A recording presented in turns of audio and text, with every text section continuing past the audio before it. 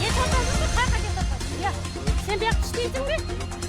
Niye iştiydin? Allah'a koyduğun niye? Bak çok ol. Çok ol. Tükürüm.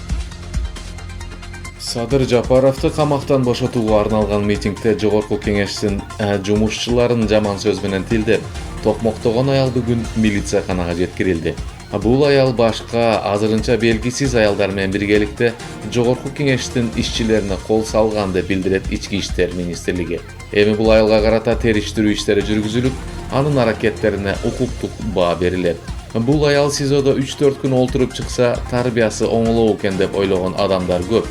Бирок бул аял СИЗОну өзүндөй кылып бузуп коюшу да мүмкүн деген серепчилердин да саны ардым.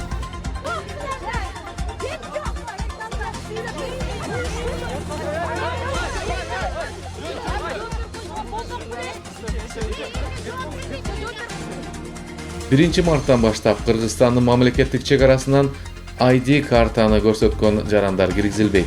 Мындай убактылуу чектөө буга чейин эпидемиологиялык чыңалуу болгон өлкөлөрдөн ID карта колдонуп Кыргызстандын аймагына кирүүгө аракет жасаган кыргызстандыктардын аныкталганы менен байланыштуу.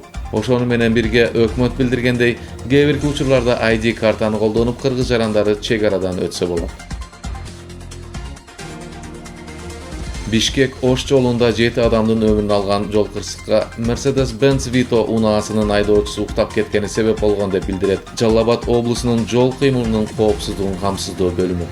Милиция кызматы окуя болгон жерде тийиштүү иштер жүргүзүп, кырсыкка кабылган адамдардын өздүгүн аныктады. Жол көзөмөлдөөчүлөрдүн маалыматына таянсак, Бишкек-Ош жолунун 492-чакырымында бул окуя катталган. Айланайын айдоочулар, жакшы дем алып, андан кийин жолго чыксаңар, өзүңөрдү да башка бирөөлөрдү да өлүмдөн сактап каласыңар. Сөзсүз бул дүйнөдө акча керек, бирок жашоо бүтүп калса, акчанын кереги эмне?